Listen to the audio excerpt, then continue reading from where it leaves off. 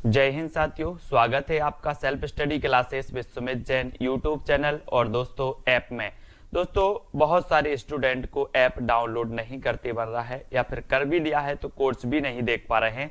तो मैं आज उनको बता दूं कि ये जो सेल्फ स्टडी क्लासेस इस प्रकार से जब आप प्ले स्टोर से करते हैं तो ये आपका वेल जो है आइकन उसमें लगा हुआ है ना। तो इस प्रकार से सेल्फ स्टडी क्लासेस आपको सर्च करना है और ऐसे आइकन में आपको ऐप मिलने वाला है। ठीक है, तो दोस्तों हम देखें कि प्ले स्टोर में आपको इस प्रकार से दिखेगा ये सेल्फ स्टडी क्लासेस। ठीक है, ये प्ले स्टोर में आपको सेल्फ स्टडी क्लासेस का ऐप दिखने वाला है।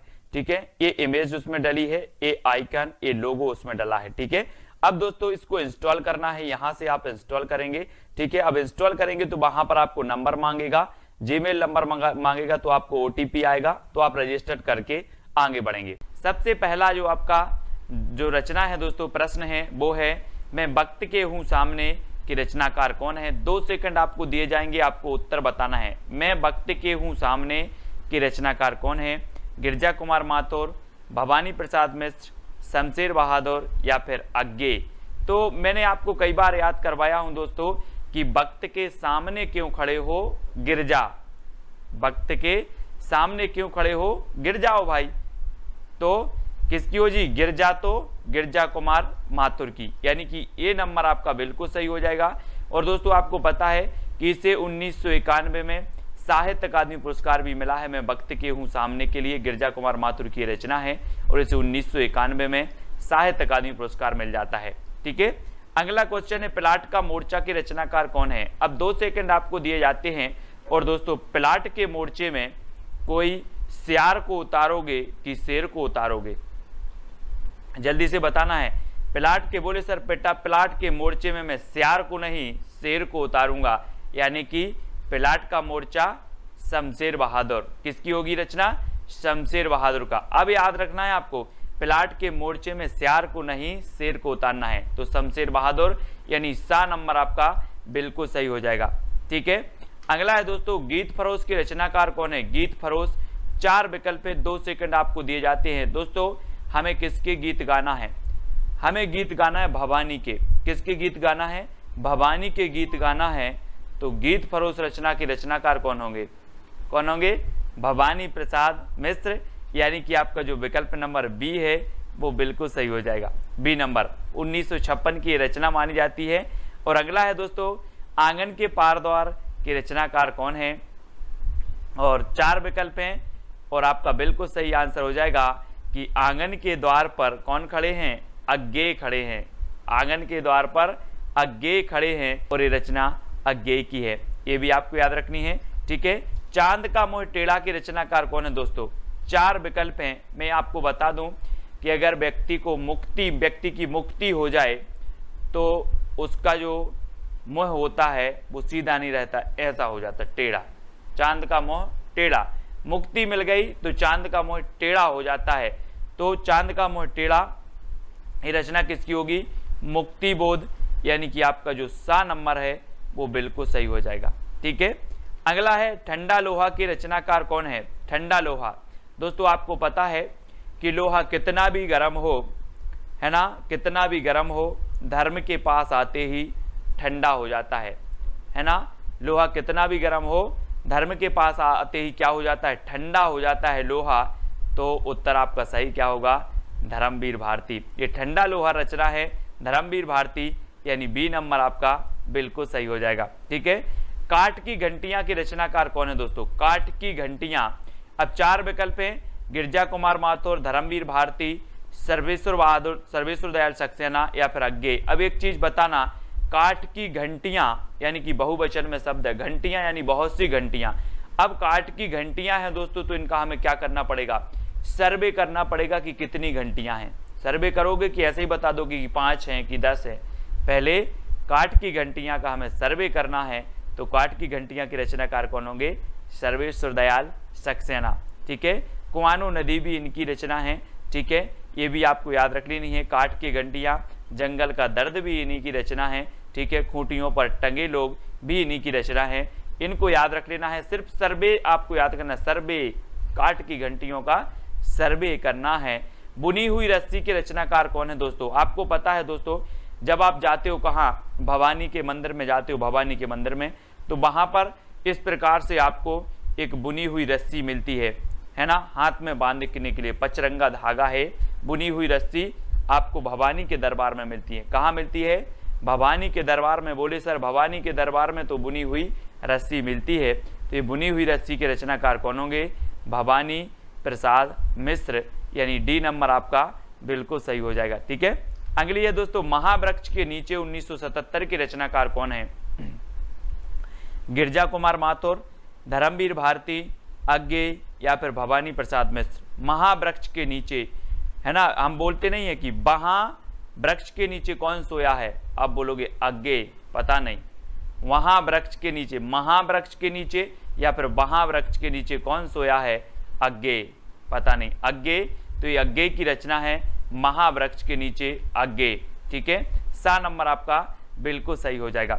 अगला है, सपना अभी भी के रचनाकार कौन है? 2 सेकंड आपको दिए जाते हैं दोस्तों। सपना अभी भी है काय का? धर्म करने का। सपना अभी भी है धर्म करने का, तो धर्मवीर भारती, यानी उत्तर आपका सही क्या हो जाएगा? विकल्प नंबर बी।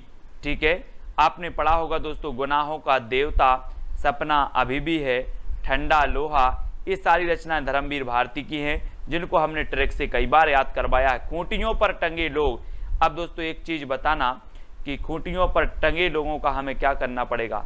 सर्वे करना पड़ेगा, तब हमें पता चलेगा कि खूंटियों पर कितने लोग टंगे हैं। तो खूंटियों पर टंगे लोग का क्या करना है? सर्वे।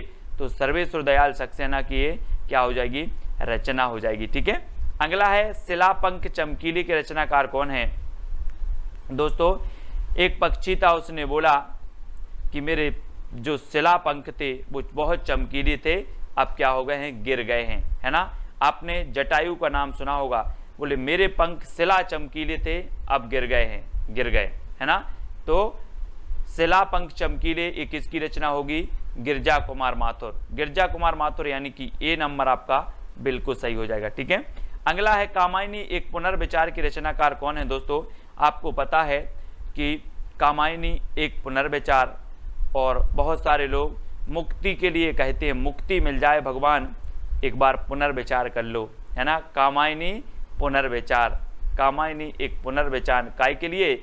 मुक्ति के लिए एक पुनर्विचार, तो मुक्ति बोध की रचना हो जाएगी कामायनी एक पुनर्विचार। चांद का मोह टेढ़ा भी इन्हीं की रचना है, ये आपको याद रखनी है। अगला है दोस्तों, दोआब की रचनाकार कौन है? दोआब, 4 विकल्प हैं, और दोआब के जो रचनाकार होंगे वो कौन हो जाएंगे? वो हो जाएंगे शमशेर बहादुर। शमशेर बहादुर, यानी सा नंबर, है ना। दोआब भी इन्हीं की रचना है, प्लाट का मोर्चा भी इन्हीं की रचना है, और शमशेर बहादुर को दोस्तों कवियों का कवि कहा जाता था। आपसे क्वेश्चन बनता है कवियों का कवि किसे कहा जाता था, तो आप बता देना शमशेर बहादुर को। ठीक है, खुशबू के शिलालेख के रचनाकार कौन है? दोस्तों खुशबू के शिलालेख, है ना, किसने देखे? भवानी ने देखे। खुशबू के शिलालेख भवानी ने देखे, तो खुशबू के शिलालेख के रचनाकार कौन होंगे? कौन हो जाएंगे?